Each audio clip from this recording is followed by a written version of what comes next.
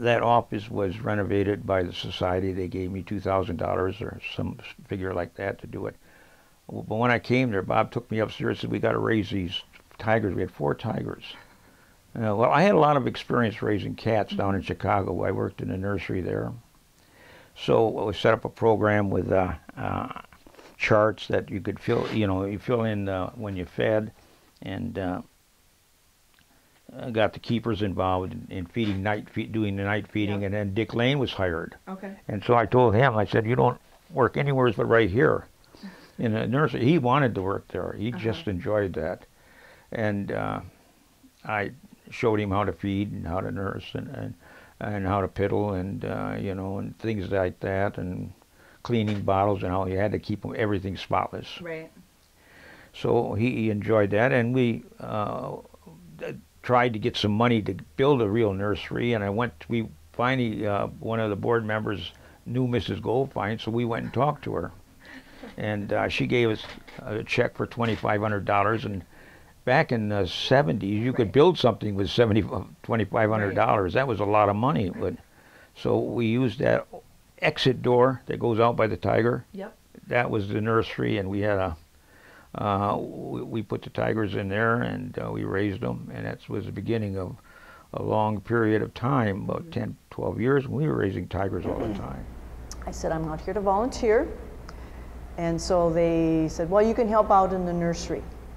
And I said, oh, okay. And so Bill Crone, who used to be a county commissioner, was a zookeeper out here at the time. And he was, at the time there was like a 2-month-old tiger cub in the nursery being hand raised. And so I was helping Bill with I was watching him, and later that afternoon I got to bottle feed this baby tiger. And she was so cute. And I found it, I watched Bill fix take care of her, clean her, feed her, and then prepare the formula for the rest of the day. And so by the afternoon, I think I got to do the 3:30 feeding, something like that, and it was like, and there's this mass of people outside the nursery window, which is downstairs, going out into where the outside exit is right now. That was the nursery. And I was hooked.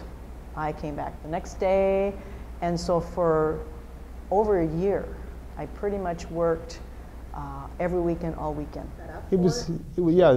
The hill over here where the prairie dogs are and through the barnyard, that was all wide open hill. And so you come all the way up to the fence, and then you could set up, and you could see the slope out there. And you could get on your toboggan or your sled or your flying saucer or a piece of cardboard, and you could sail down there, and people would make jumps, and you can go all the way down, and if you were really good, you could get across the bridge to the other side. Then you can climb up the other hill to the animal care center, and then you come back down that way and slide across the bridge again. If you weren't very good, you would either hit the bridge or hit the fence, or you would never make it there in the first place in either case. And it was packed. I mean, kids are here all the time. Anybody that could walk here would be here. Hardly any supervision from adults. Very few adults would be here. Sometimes they'd be there with small kids, but most of the kids that came sliding here came with their friends on their own.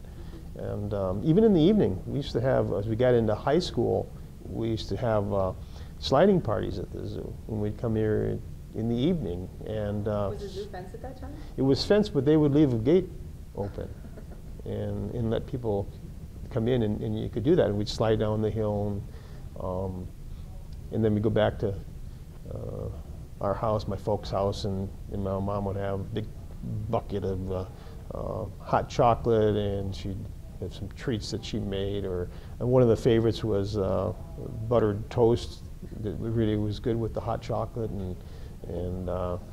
so we did a couple of those things. I know kids today probably think, how boring does that sound? But it was a lot of fun, and a lot of my friends remember doing that. Okay, want me to fill in some of it for you, Mom? Okay, like my mom said, when she was 10 and through her teenage years, she was here at the zoo, and she remembers when the zoo was not fenced in. up by where the falls are, they used to have seal pond, and they used to have a seal pond down here where the prairie dogs used to be. And she remembers because her parents didn't have a lot of money, but this was one place that the kids could go for entertainment, because it was free, and they had a good time out here. It was an interesting place to learn about the animals even way back then. And the history of the zoo is just phenomenal, from the beginning to up to the 21st century now. The zoos have changed, and like I said, when I was 3 years old, my folks didn't have a lot of money, so Sunday afternoon recreation for us was coming to the zoo. The zoo actually is, I think, much prettier today and better today than it was, you know, when I was a kid. It always has been, you know, a beautiful setting. I think you can't change that, but I think the buildings are in much better condition. I remember going into the main building now where you have the offices and everything, and it would just, you know, be such a distinct odor, let's put it that way. So I think it's, you know, much nicer now, and the bathrooms are, you know, are nicer. The facilities where we keep the animals are much better, and I just think it just seems healthier here. You know.